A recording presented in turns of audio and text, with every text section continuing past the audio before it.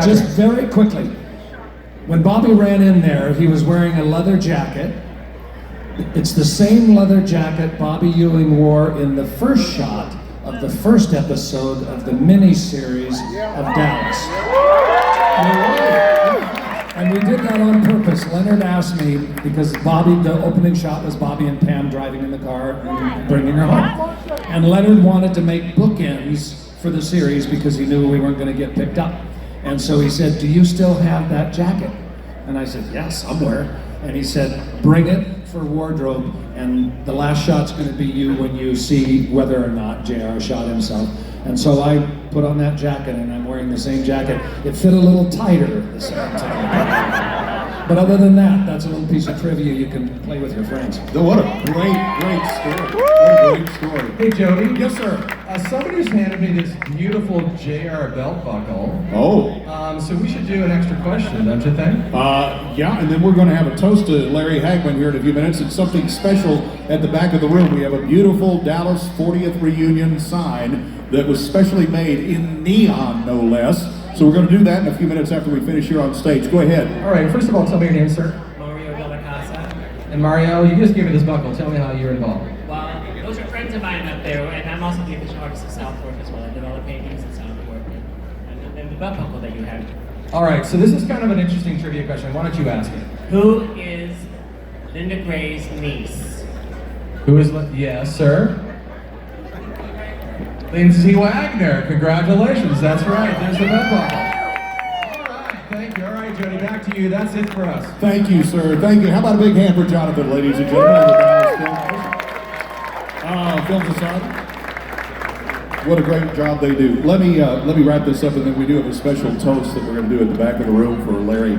I can only imagine each of you must have a show blooper reel. Is there a blooper reel out there? A personal, there is? No, we were very serious. Really? I can only imagine when you were shooting scenes like that there were moments where, for whatever reason, you broke up during the scene. The laughter had to be like a waterfall in moments like that. Tell a story. I mean, is there any moment you can think of where you were in the midst of a really serious, dramatic scene and it all just fell apart? Linda, you're nodding your head. Well, I have several. Working with Mr. Hagman for all those years, it was kind of daily. But a very funny one was JR and Sue Ellen were in the bedroom, and things were not going so well. And we had a wonderful, wonderful guy on our set, one of the crew guys. And the crew had hidden him in a closet, and but he was naked, and he was very large, and he had a tattoo around his belly button, and it said "Waste King," like the garbage disposal. So Larry and I were doing this scene, a very intense Sue Ellen JR scene, and Larry went to the closet. I think he was leaving. He was storming out of the house. And he opens the closet door, and there is Mongo was his name, standing there in the closet as Larry opened the door, stark naked. And the two of us, the crew knew everything. The two of us knew nothing. So that was kind of a little shock. A little shock. That's when you go, lunch, let's break. Yeah. That was one of many. Patrick, you were nodding your head too. You seem to recall one that came to mind. That's okay. Oh, now I'm up. Okay. Larry and I had sort of a running thing with each other of doing things to each other. And at my house, I found a very large gecko, lizard, in the garden. And so I brought it to the set in a paper bag. And Larry and I had a scene where he's in his office and he opens his briefcase and he brings out some paper that says something that's important.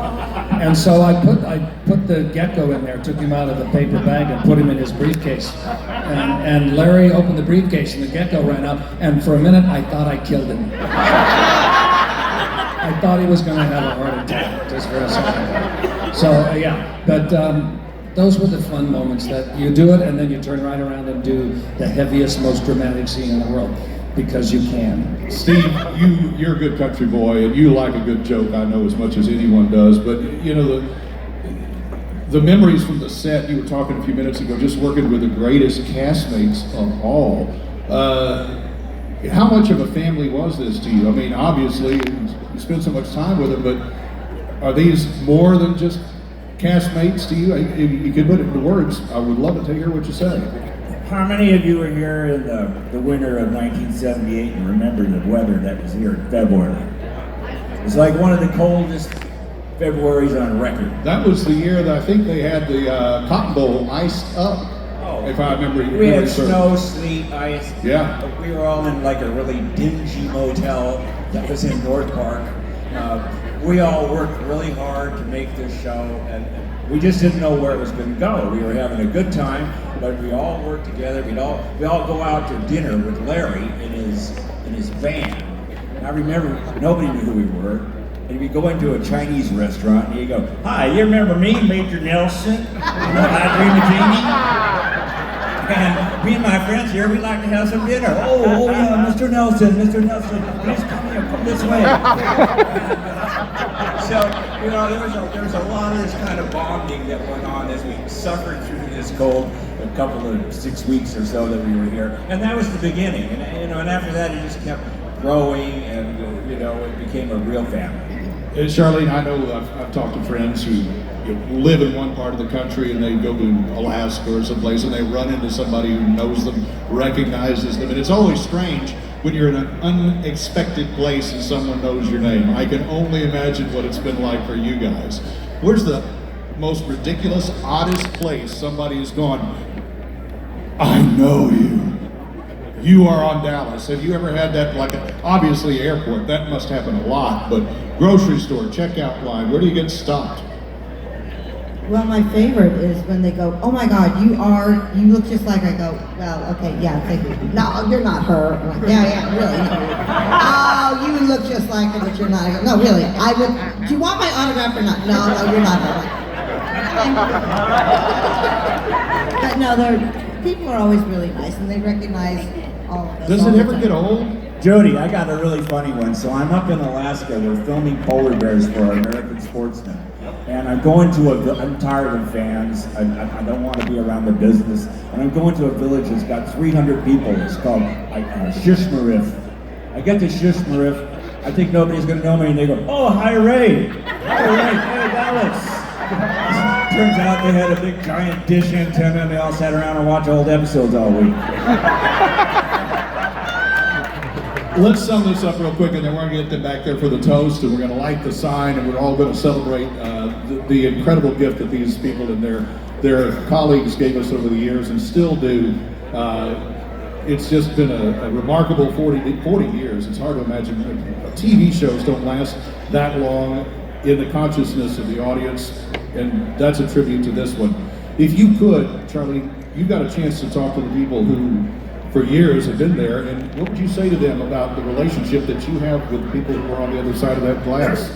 Tell them. We love you. I love you. Thank you. Thank you very much. We love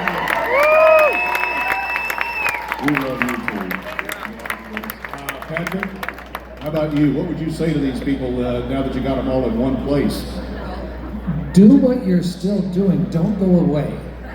I'm serious. The reason that we survived 20 years off the air and then did the reboot wasn't because we necessarily had any power in Los Angeles to get the job done. It was because people like you, rooms and rooms and countries full of people like you, kept writing, kept petitioning to bring Dallas back, and we came back. So don't go away, because we're not going to go away. We're going to be here for you whenever you want us. Steve, I'm sure you'd echo Patrick's sentiments, but when you are recognized, when people come up to you and remember their night spent with the family at Southport Ranch, how does that feel? How does that make you feel when the fans show up like they have here tonight? Steve? This is me, Linda. I'm letting you send us home with the final word. So I'm in a little town called Fillmore the other day with a friend. He doesn't know anything about my career particularly. And I'm having Mexican food. And a guy walks in and he goes, "Oh my God, you're Steve Kanaly, Dallas, right?" and he makes this big thing, and I'm very flattered, and I say, thank you, sir. And my friend says, well, does that happen all the time? I said, well, no. I said, well, out of 100 times, how was that? I said, maybe once, but it used to be 100 out of 100. So it's amazing. And we couldn't have had this show without the support of all the fans. I used to think of all of my high school friends that I grew up with and my neighborhood friends. And I would go to work and I'd say, well, this one is for those guys that I played football with, or this, that I grew up with. And that was always important to me. So, Linda? Thank you.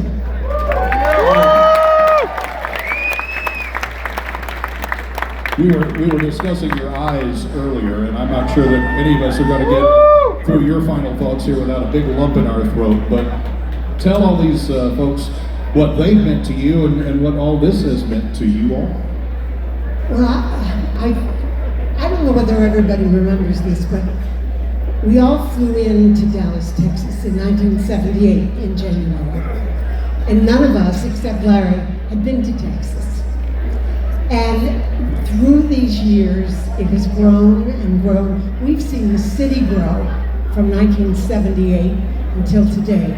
Such growth, such incredible changes that we've all seen. And the people have become more and more and more supportive. And people tell us all the time that when you all go to Europe or travel anywhere, that you say you're from Dallas, Texas, and they smile. You could be from any other state, and they kind of go, okay, this is your passport, this is your passport. When you say you're from Dallas, Texas, the passport people love you even more. There's a genuine quality about all of you that we have seen since 1978 that has grown and grown and grown. So all of us feel the same way, that we love you, we thank you, and we just love interacting with you. And thank you all for coming tonight. Ladies and gentlemen, Charlene, Patrick, Linda, and Steve, give them a big round of applause.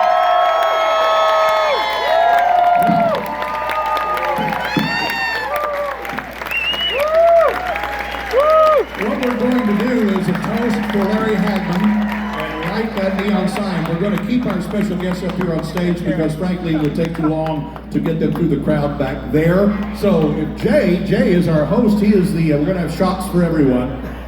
Jay is our host here at the Longhorn Ballroom. He and his company have taken this over and are turning it into what I call a really cool entertainment venue. And there he is. Come on up, man. I think we're going to do the toast up here and light this beautiful sign, and I hope you'll tell us about that. Tell us about the Longhorn, too.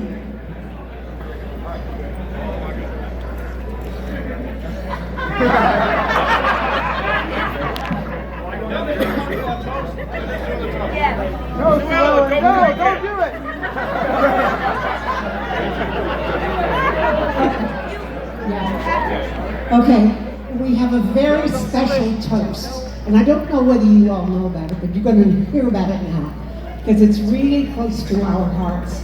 Okay, Larry and I traveled everywhere in the world, practically.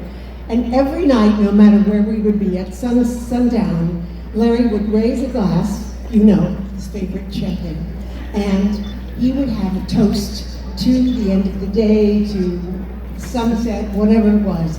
And he would say two amazing words that nobody knows what in the world they mean, but they have imprinted themselves in our hearts. They're called gong bong. Gong bong. So wherever we were, Patrick, Larry, myself, and Steve and Charlene at sundown. So what I'd love to invite you all to do every night from now on, for the rest of your lives, at sundown, take whatever drink that you enjoy and raise a glass. You can think of Mr. Hagman, you can think of your loved ones, you can think of someone in your family. It's just something special. Thank the day. And raise a glass and say, Gong bong. Down the hatch.